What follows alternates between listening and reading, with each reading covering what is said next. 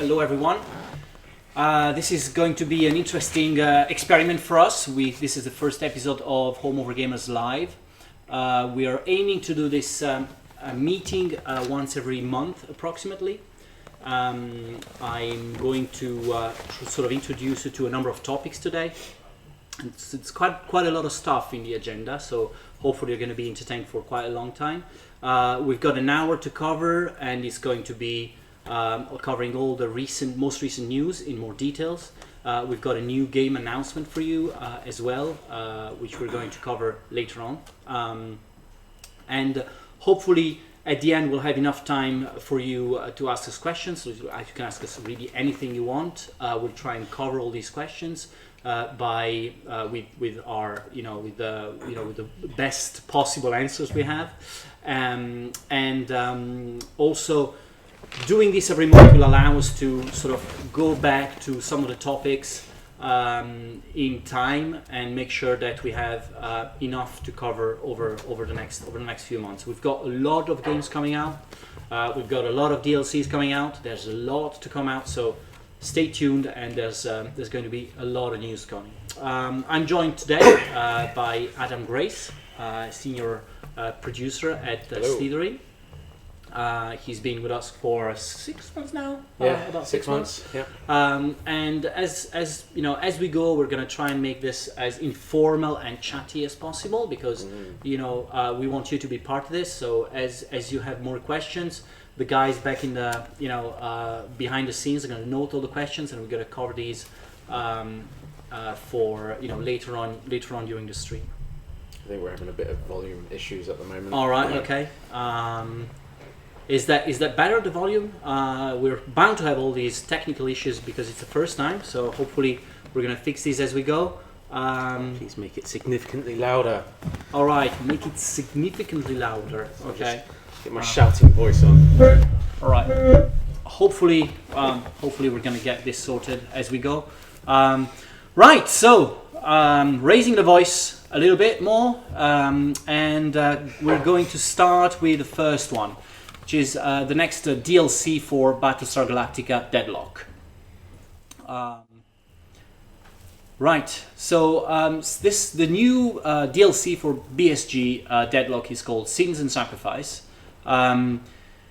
It's going to come out at towards the end of the month. I think the precise date is 19th of March, and we've got quite some news on the DLC.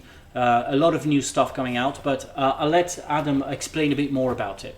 Okay, so Sins and Sacrifice is the 4th DLC of Season 1, so that brings a nice end to the story that we're trying to tell in Season 1.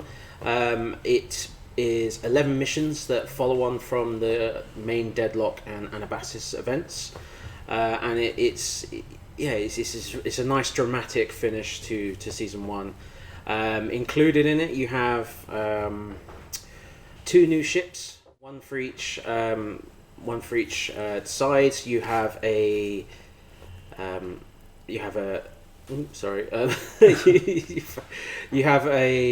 Heracles, which is a heavy gunship. It's all about raw power, armor. It's basically a sledgehammer to your fleet, and that's with the Colonials.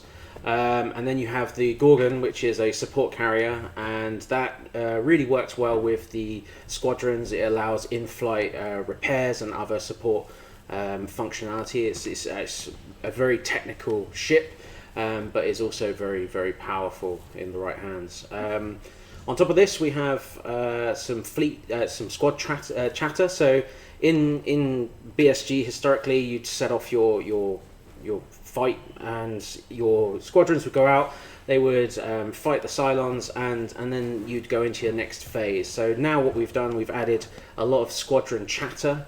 So you'll have like emotional banter between the squad leaders. You'll have a lot of sort of in combat kind of talking between all of the pilots, and it sort of adds a really nice element and immersion to the actual combat sequence that you play through.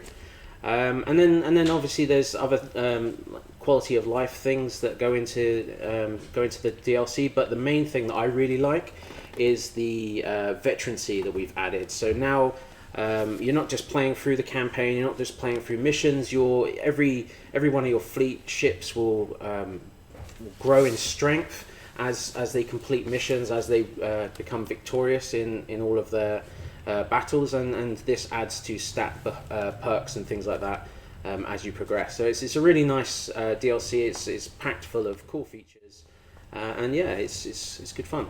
All right, yeah. I mean, you were hinting season 1 finish. What does it mean? I mean, we're coming to the end of season 1. This is the 4th DLC now, so we're coming to the end of season 1. What does it mean, and how are we planning to sort of bring the story forwards in the future? Okay, yeah. So, like I said, this is season 1 conclusion. So what we're trying to do is we're trying to sort of bridge the gap between the first Cylon Wars, the original show, and the 2003 show. And so what we're doing is we're expanding on what happened during that time in the First War. So season 2 will continue on where Sins and Sacrifice will end off, and it will continue with the dramatic back and forth with the Cylons. A lot more drama, a lot more ships being introduced. It's going to progress on throughout this year. Right. Yeah, one of the things that we were trying to do with Sin and Sacrifice was really bring this concept of listening to the audience that the guys at Black Lab Games have done over the years. And one of the big things was really the radio chatter between the pilots. The idea was that, of course, this is a great thing. We should be, should be really good to have it. But this is a really time-consuming feature to add to the game. So we took a longer time to make it. So we're very happy now that we've sort of managed to make it into the game. You were mentioning there's over 1,100 unique recordings that go into the game, which is pretty impressive. Definitely. Lots of different, like I say, lots of different variation to the chatter. 1,100 individual recordings will, see you through many battles and feel really unique and fresh each time. Yeah, it's very absolutely, cool. Absolutely. So, if you've got some questions about Sin and Sacrifice, and I'm going to repeat this over the time, drop us a hint on the chat, and we'll try and address this in a Q&A later. And moving forwards, we have quite a big game. There's a lot of anticipation about Panzer Corps 2. Panzer Corps 2, we're now getting to I think 10. Dev diaries, so I urge you to go on the product page and check them out, because there's a lot of detail, a lot of information about the game. There's no release date yet, although it's not too far away. We are TM. But there's a lot of detail about the game, and there's a lot of discussion going on about features and what's next and so on. So really, this is going to be one of our big games this year, of course. We're looking at, and I said this year, so that's a hint. We've got the next dev diary coming out this week. So we've got some screenshots for you that have never been seen before, and they're all about the skirmish mode. Skirmish mode. We've got 4 screenshots to show. Each one for a different type of mission that you can create within the skirmish mode. This we're seeing now is the attack scenario, right? Yeah. So there are several other modes that you can play. There's attack and defend. Attack, you start on a small section of the map and you have to spread across and capture the remainder of the map. Defend is the opposite, as you can see here. You're fighting off an attacking force. You've also got free for all, where you start against several other AI or players, and it's basically a free for all. And then you've got survival as well, where you sort of go against a lot of neutral factions as well as other opposing factions, and you basically hold one city and you have to expand from there. It's pretty cool. It's quite tense though. It's aimed towards people that felt the AI was a little bit easy, so you're sort of up against it in that mode, which is quite cool. One of the things that we've been, sort of worth mentioning for whoever's not been following the latest developments on Panzer Corps, the Panzer Corps is definitely going to release this year. Although if something super negative happens, but that's unlikely. The game's been developed on Unreal Engine. It's quite a huge step forwards in terms of graphics, performance. Possibilities within the game. The game is going to be huge. We're actually trying to stop the guys at Flashback to sort of adding content, having to hack some of it back, so because otherwise it's never going to release. Yeah. Sort of what are key pillars for the game? Can you give us a quick overview? So it's you have the grand campaign in there. Obviously, part of that allows you to have branching campaign missions. So when you finish a particular scenario, you can now split off and go into different areas. You can basically make it a little bit more unique every time you play through, which is really quite nice. One of the key things that I really like about it, obviously the visuals, the upgraded visuals is something that I was quite impressed by, but it's how it brings the battle together. So there's parts of it where when you're running the opponent's go, you can make sure that, or you can make all of the enemy units move at once, and that really draws you into the battle itself, and it really makes it feel like very vivid and impactful. It's an amazing game so far, but. Yeah, we'll get there this year. Right. Definitely. All right. Thanks, Adam. Right. So another very big one this year. This is part of our own development in the sense that it's developed internally. I guess you've all been waiting for this game, and this is definitely going to release this year. We actually started beta now. This is Close Combat: The Bloody First. Yay. Finally, yay! Meaning that, starting beta for us means that it's not too far off release, of course. It means that the game is almost there.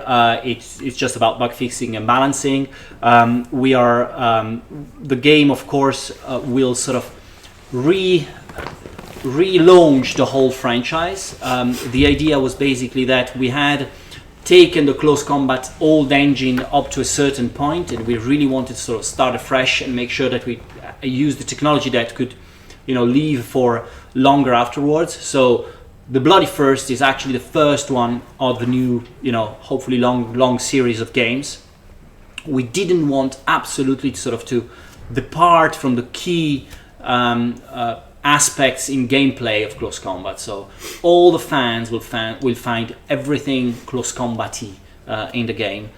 We've added new technology, which allows us to do more things, of course, which allows us to be more flexible for the future, and it's also adding a lot of improvements in AI, in pathfinding, in all the areas where the game was sort of lacking because it was starting to get old. So at the point where now we have a game that's really managing to sort of step up in every single direction compared to the previous ones, but it's also really capturing the true essence of Close Combat. So if you want to give a look to the beta, just try and go and subscribe to the beta. Our friends at back there are gonna launch the beta call link in the chat, so you'll be sort of seeing a bit more about the game also on the product page. Remember, the game will contain one campaign spanning 3 different theaters. It's going to be North Africa, Sicily, and Normandy, and following the whole first division across across the whole war. So we had a bit of a siren here. We are in something really bad happening outside. Yeah. Right, so moving on, we've announced Foggy Empires. I think it was back in November, and of course we've got a game here that's It's an interesting one, of course. We know that we are up against a mammoth of a game, of course, in the market. So we have to be sort of 100% sure that the game is top notch and makes and hits all the spots. We're not too far away from release, as you know. We're beta already on the game, but we are sort of adding more and more features as we go. And we're trying really to make this game as good as possible to release a game that's on par, if not better, than the competition. We've got the weapons to do it because we've got AGO's experience. We've got a lot of history into making these kind of games, but also we've got an engine that's allowing us to do a lot of things. Of course, the engine is the Archon engine, and this allows us, of course, to have you guys play Field of Glory 2 battles within the game, or vice versa, and it's also one of the big features of the game. We've just published a new development diary that focuses on buildings. In the game, we have over 400 buildings and divided into 6 different categories, and you basically can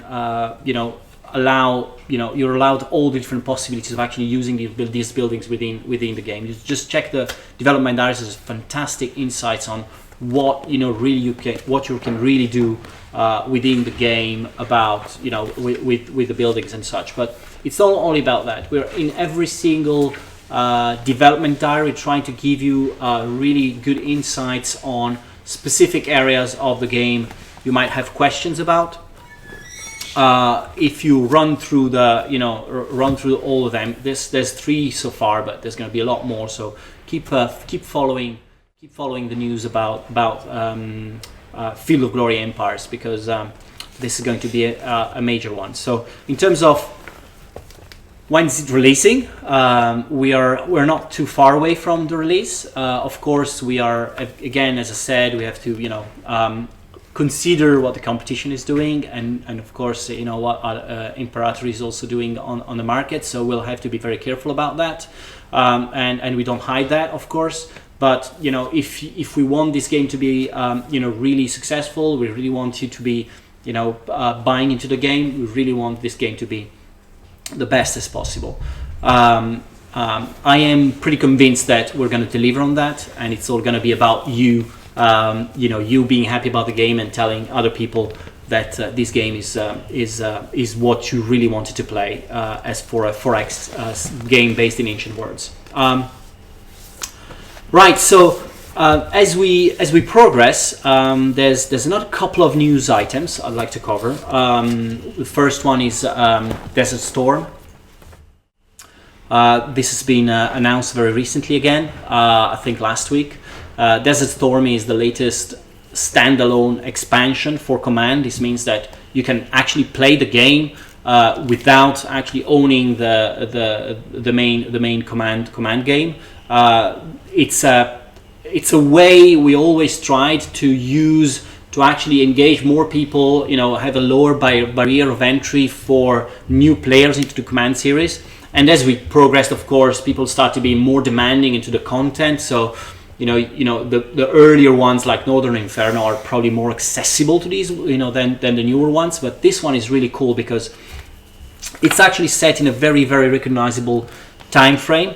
So basically Operation Desert Storm, you recognize a lot of the units, a lot of the settings, the missions, although it's not replicating exactly what happened during Operation Desert Storm, because that would make it a bit of a one-sided, boring type of approach. But the developer behind this has really tried to make a game that was capturing the flavor of the time, and also add into that a lot of the elements that are really recognizable. So I like the main art here because it tells you what it is exactly from day one. You've got like the green lighting and the Patriots and such, that really capturing this essence of the news items of the year.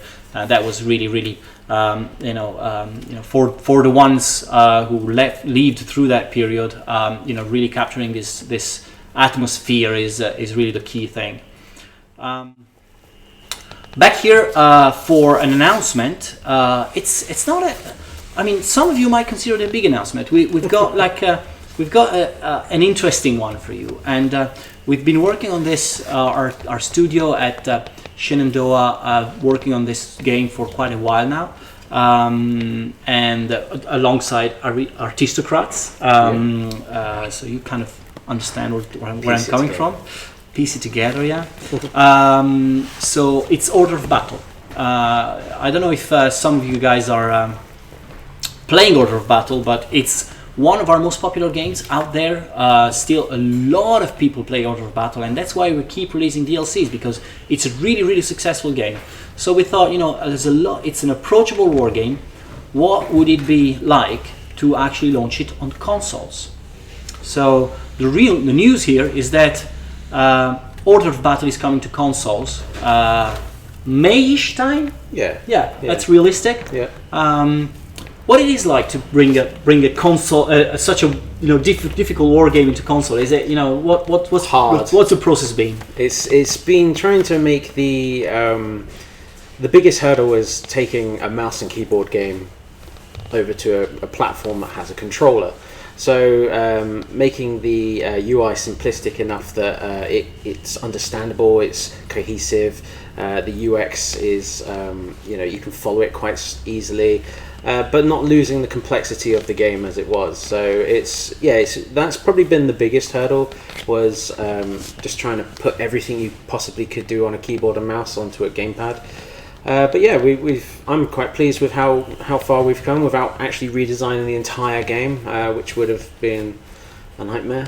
But yeah, it's good. It's coming along, and ironically, both platforms, Sony and Microsoft's Xbox One, recently announced that they're supporting keyboard and mouse. So so there's going to be both options, hopefully. So that's interesting. That's interesting. It's adding a whole new layer of potential players to the game. And, absolutely. So bringing something that is a big fan favorite. It's got loads of content. We're going to have all the DLCs in there from day one.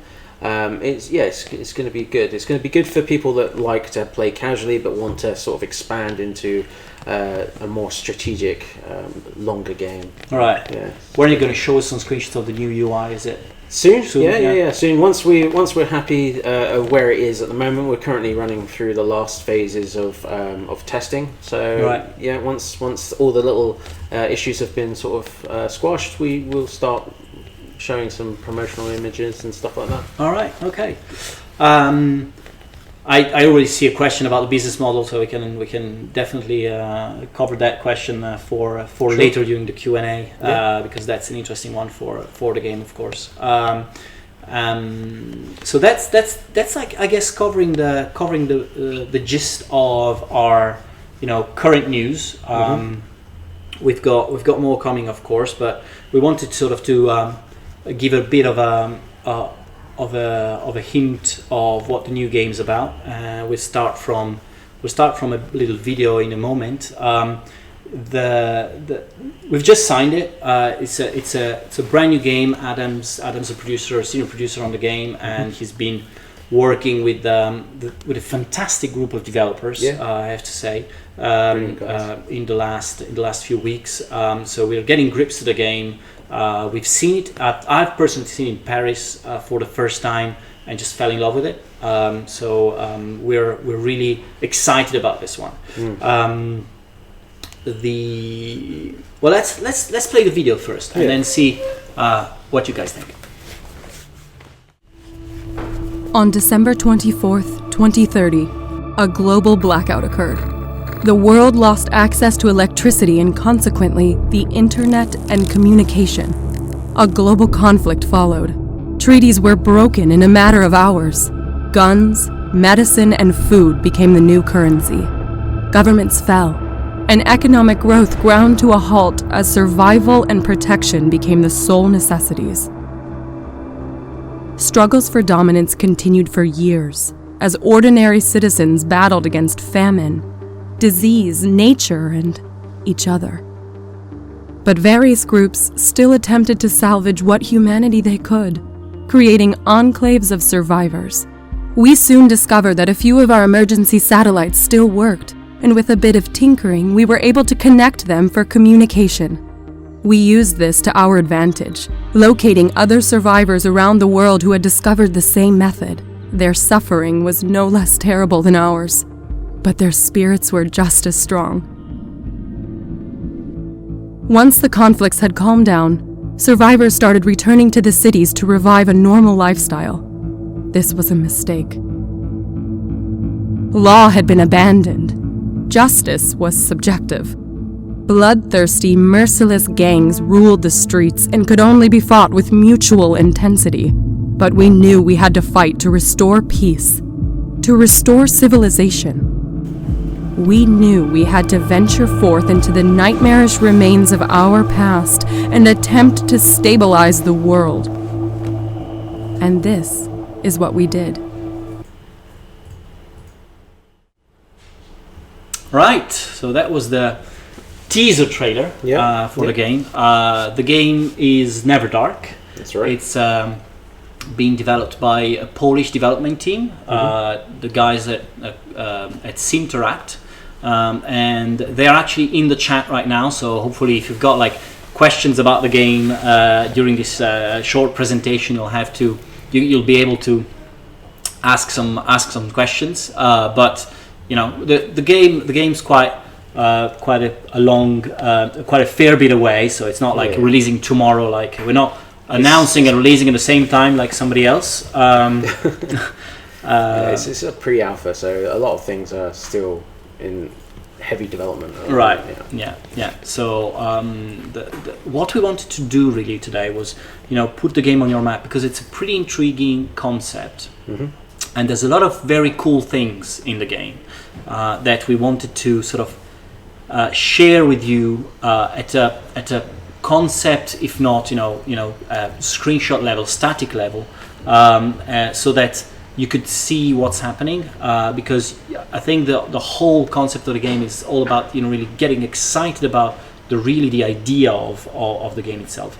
So the first big thing is that the game is set in real cities. So this is Paris. If you can tell us a bit more about this. Yeah, so the game is set across a variety of different cities, but they're all based on real cities. So this is Paris from like a Google Earth point of view. What you can see in the next screenshot is how the game is sort of structured across Paris. So the three different colors you have there represent different sizes of the skirmishes that you might take on. Orange being like a 1v1, blue being slightly larger, and then a yellow being a much larger scale campaign. And essentially across these maps you can interact with real world buildings and locations. You can turn landmarks into HQs or into anything really. It's a really nice concept. If you just jump to the next one, so this is an in-game view. And basically what you can see here is the middle part of the map. The lighter grey area is basically where the player is controlling. The darker area is where their influence is yet to expand to. And then the red zones, you can see there are other competing factions. And so from this point of view, you can see the art direction, the art style is really unique. It's a really cool looking kind of I don't know, how would you say that? It's a little bit sort of cyberpunky kind of. There's elements of that for sure. The concept here is that every street is mapped over real time of real cities. So you're actually playing on real existing buildings if they're not being destroyed by the war, of course. So a good example we were mentioning earlier on was that on the next screenshots, the Cathedral of Notre Dame is being turned into the headquarters for the player here. Yeah, exactly. So you can see in the middle of the screen there's the player's headquarters, and the lighter grey areas around it are all real world buildings or streets that you'll find in Paris.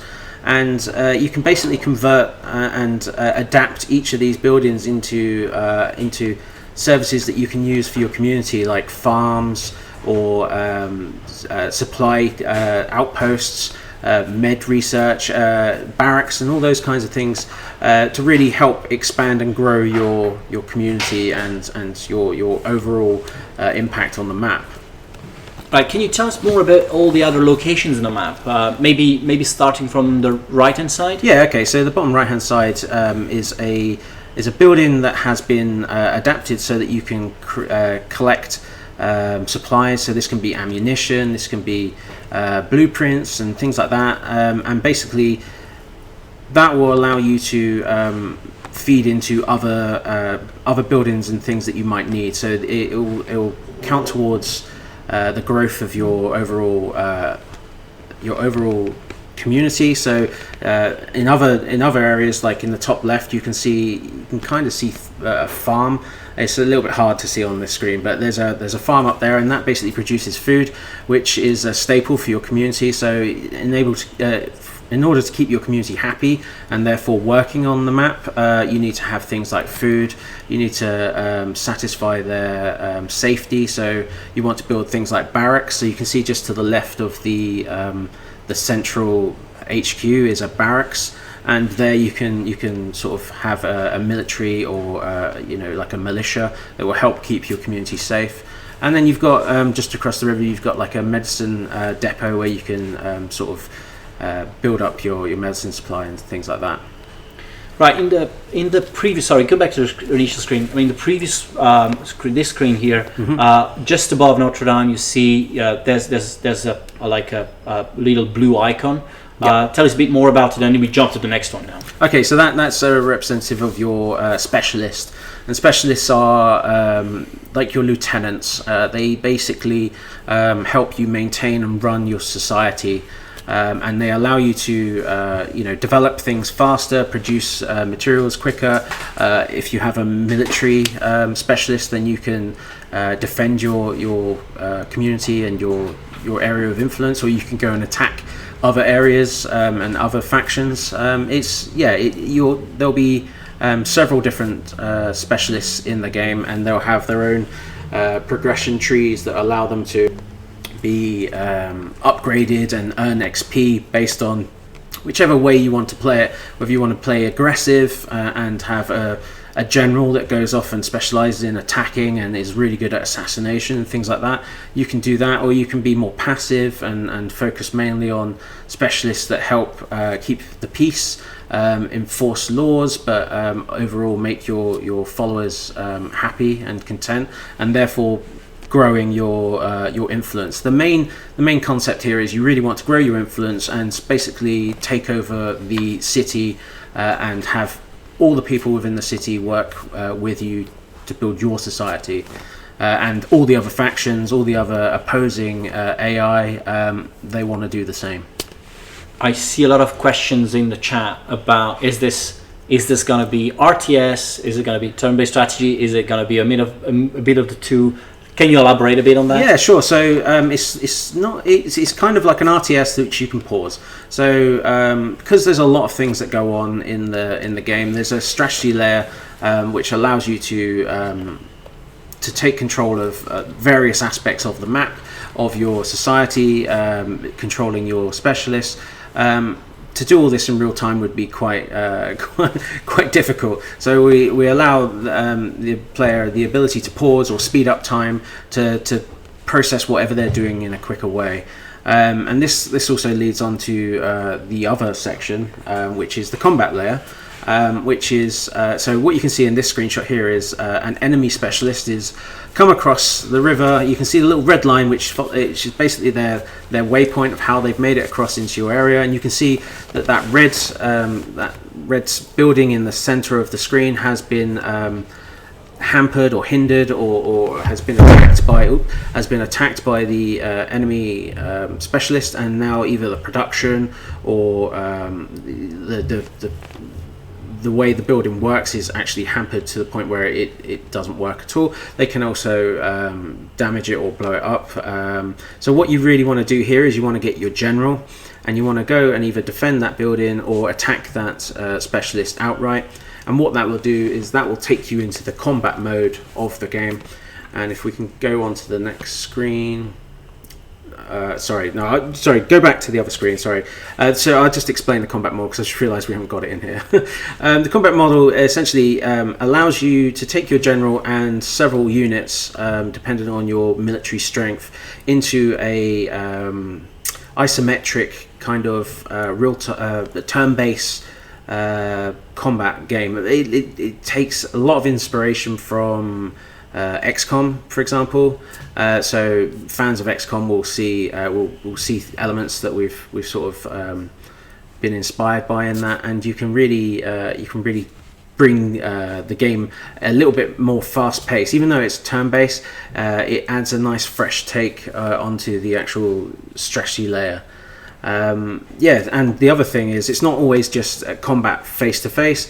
You can set your specialists to go and do certain things across the map. You can do assassinations, or you can do civilian escort missions. So whenever you go into the combat layer, it might not necessarily be like a all-out one-to-one face-off. It might be something a little bit more tactical, a little bit more strategic. So there's a lot of variety in both aspects, the strategy layer and the combat layer. So it's really good fun.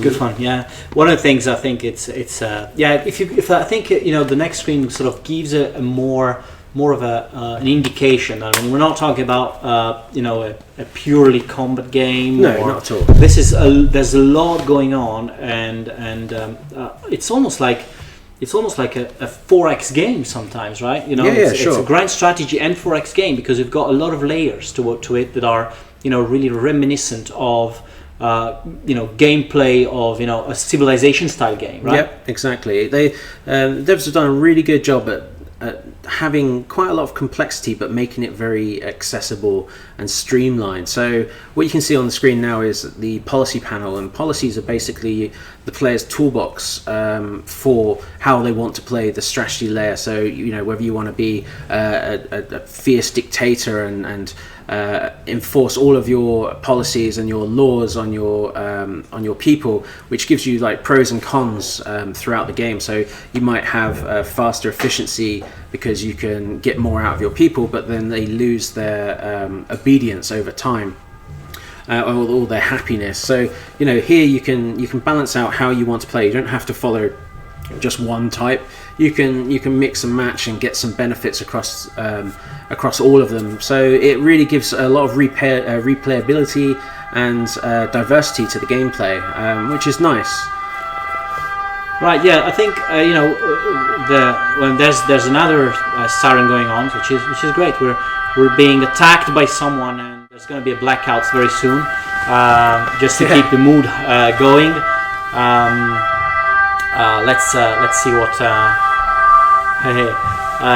happens. All right. So basically, Neverdark. Neverdark is definitely releasing this year. This is definitely our expectations. Yep. Although we still have to open the beta and do a lot of things. So we're still in alpha stage right now. So there's a lot going on. It's the game. The guys at Simtrack are going to be traveling a lot in the next couple of months. Mm-hmm. They are moving basically to California for 1 week for GDC, where the game is going to be in display. Mm-hmm. Then, for anyone of you living out in the East Coast, the Simtrack guys are going to be at PAX East in Boston. Which is a great way of actually going and actually seeing the game for the first time. It's still going to be early stuff. It's still going to be, the alpha code we're grabbing screenshots from right now. But you still have the opportunity to actually know them and have a little gameplay as well. It's definitely worth it. It's definitely worth it. And then if you're based in Central Europe, I've seen someone in Berlin. The game's going to be in display at Berlin Game Week. In I think middle of April. And again, another opportunity to actually see the game. We've got high expectations for the game, but it's not only about that. I think it's the idea of having this focus on cities allows us for really focusing on the gameplay that's really true to life. Really gets to your logistics that are real, and so on. It gives you a connection to the actual game world that you're in as well. If you live in Paris, you can see streets that might be where you live or nearby or where you work, and so controlling that to defend it against the opposition is quite cool. I like it. Yeah, it's good stuff. And of course, having Paris, New York, and Tokyo at the release will give a lot of variety as well to the game. Yeah, definitely. There's a lot of differences between these cities. Yeah, and the other thing that you'll have in the different cities, it's not just being in a different location. There might be certain characteristics about the city. So, for example, New York might have really bad winters, and so the emphasis of gathering lots of food with your city is more prominent than, say, in Paris. So there's lots of different aspects about just the location, not just the types of buildings or the demographic of where it all is. It's more about how that can affect your gameplay and how you need to plan for it and the strategy that's needed. So it's very diverse for there's a lot of decision making in the game as well, but you'll see that later on as well. We're going to save some content for later as well, because it's in while showing the game that it actually when it plays, that you actually see how good it is and how deep it is as well. Yeah. The guys at Interactive have been doing a great job. We're now helping them going to the next phase, and as we said, we're planning for release this year. Yes. All right. So it's gonna. What I'll do now is I'll try and see if there are some initial questions from you guys, and either going back to the old to the previous games we talked about or about Neverdark. We'll keep asking the questions, and we'll be reading them in the chat, and we'll be trying answering them. To start with, I just remember one of the questions, which was about the business model for Order of Battle. If we're going to go free to play or it's going to be paid for. For consoles, we have decided sort of to, actually split the game in a different way, right? Because we're going to have a main game which is going to be very light but paid for, right? Yep. What it's going to be? Is it? So it's going to be essentially Pacific. So you'll have the Boot Camp, the Pacific campaign, and the Rising Sun campaign. Right, okay. And then all the DLC is going to be released at the same time. Yes. So there's going to be quite a lot of content out from day one. Will there be an online game? I guess this is for Neverdark, right? Is it going to be multiplayer, Neverdark? For initial release, no. Right. But it has been mapped out as a possibility, so it's one of the things that we all really want to get multiplayer in, but we want to get the product out in its entirety to begin with. So it's definitely a possibility, and there are elements in it that are just made for multiplayer, but at the moment launch is just single player. Right. I think one of the big hurdles into making this game as a multiplayer game is that you basically have more factions fighting against each other, and then you jump into a 3D, into a tactical battle. Yeah. And that's sort of it's two different layers of multiplayer you almost have to create, and it's really hard to sort of balance these two and make them relevant as the game progresses. Other questions we're looking at right now. Let's see. Grigsby news. Loads. I wish. No, I mean Grigsby news. Yes, I mean if you go on the forum, you'll see that War in East 2.0 is approaching the next phase into the testing. We've got a few models to go in yet, but it's almost getting there now. I can't promise it's releasing this year because the whole testing phase of War in East 2.0 is taking a long time. Every beta test takes 4 to 6 months because it's such a long game, it's such a complex game. So every time you jump in a new beta phase, it's almost like opening a new question mark to the release date. So we'll see if we can make it this year, but it's not too far off at all. Right, so Some other questions. Let's see here. Right, new DLC for Gladius. There's stuff happening. We're not letting the game go at all. So the guys at Proxy are working on definitely working on something new. Especially after the really big success of the Tyranids, added a whole new layer of gameplay to the game. We're definitely looking at new options, and the guys are already at work on something completely new and very interesting. So absolutely yes. Right, I think we've answered on the close combat beta, so that's one done. Right. I saw one question about DLCs for Order of Battle. Right, yeah, Order of Battle DLCs, yeah. Yeah, so there are other DLCs that are being planned at the moment. One of them is Soviets. It's still in early design at the moment, but it's definitely slated for this year. And there's also another one based with the Allies. So that's also in early development at the moment. So it's a game that we're really passionate about, and we want to keep bringing things out for the community. The community are brilliant for Order of Battle, really, really active. So we want to keep providing content for them moving forward. So yeah, it's coming. Yeah, Stellaris is coming on console. Seems there could be a larger strategy gaming market emerging from them. Well, yes, I guess the overall idea of bringing strategy games to consoles have been with Slytherin since a very beginning, really, because we've sort of launched our first console games with, I guess, with PS3 or even before. So we've been in the consoles for quite a while. But it's really about finding the right game for the consoles. So we've had Great Battles Medieval doing super well on consoles. We've had Great Battles of Rome doing hundreds of thousand units on PSP. So it's really about finding the right match, right game for the right console. And I don't think there's a big genre issue on the consoles. People really like to play any kind of game. It's really the issue is really to find the right game for the platform, because some of these games are just nearly impossible. I wouldn't bring War and East to consoles, but some of these games are close enough that with some good UI work you can really make them work on the consoles. So definitely something we're looking forward to. Battlestar Galactica is doing really well on consoles. Our previous lighter war games like Battle of the Bulge and Drive on Moscow doing really well on console. So why not? Why not? And I think it's going to be interesting to see what happens there.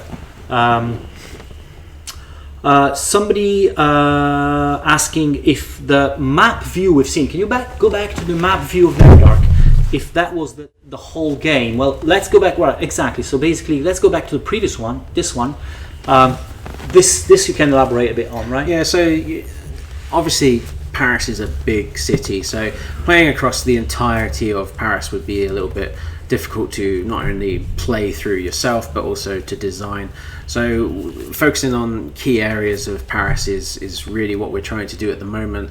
But as we've previously mentioned, this is a pre-alpha, so seeing how well these sections of Paris work, and not just Paris but other cities as well, it might lead to being able to expand it a little bit further, maybe go into the suburbs of Paris, not just the city. But at the moment, what you see here is essentially what we're working on in terms of early dev and play testing and things like that, but it has the opportunity to expand further. All right. I've seen a question about consoles and Mac. An interesting question. Really, I mean, we base our decisions on business opportunities, of course. We can't do without that. We've been on Mac on many games, and the incidence of Mac sales overall is very, very, very minimal, and it's not going up at all. Actually, it's going down. So, it's not that we don't want to release Mac games on Mac. It's just that the market is, really not there for some types of games on these platforms. And although we've been trying to release, some big games as well, because Panzer Corps on Mac, and we've had other big releases on Mac as well. It's just not there, so it's pretty obvious that we then decide to avoid Mac sometimes, or most of the times. Right, so more questions. Neverdark. Let's go back to Neverdark a bit, because there's quite a lot here about Neverdark. Assuming you play as a faction, are there ideologies, like let's say neo-fascist and etc.? Yeah, sure. So can we jump back to the screenshot with the policy panel? So at the moment there are 6 policies that you can play through. This will probably expand a lot further, but these ones are the ones that we've started with. So you have, I can't even read that from here. You have liberalism, militarism, passives. Essentially, yeah, you can play. I don't know whether you can do things. What was the question? Sorry. If you can be neo-fascist or probably, because it's likely that in a post-apocalyptic sort of era that a lot of people with that kind of mindset or that kind of abilities will try and band together to go against opposing factions, but it's still quite early at the moment, so having a lot of them in to begin with will just become a balancing nightmare. So we're going to start with 6 and we're going to flesh it out, and then we're going to add a lot more later on. Right, so a question from our good friend Richard York. I'm going to try and answer without answering. Fog 2 DLC, next one. I guess, well, Richard, sorry to make this very personal. I think you can guess what's next, but I guess that there's if you follow what the Field of Glory books have been covering, and the fact that this is a game entirely based on ancients, there's a few areas left you can think of for what the next one is, but we're going to announce it very, very soon. I know that Richard Bodley Scott is eager to get another 2, 3, 4, 5 out. He's ready, basically. We're just holding him back. So we make sure that we announce the next one very, very soon. I know you like it, Richard. Yes. New DLCs or new Warhammer content. Well, the only thing we can say is that for Gladius we've got more coming. That's definitely the case, and it's the only official thing we can actually tell you right now. But we're not stopping, especially because Gladius has been very successful, and all of our games with Warhammer setting have been sort of praised for being the right thing for the right audience. We've not tried to outdo any of the genres, but Armageddon was very specific for wargamers. Sanctus Reach has been, our game for the tabletop fans, and of course Gladius trying to step into something very new. So we want to do everything we can to bring new types of games or approaches, and where we can we'll do it, of course. Right, so more.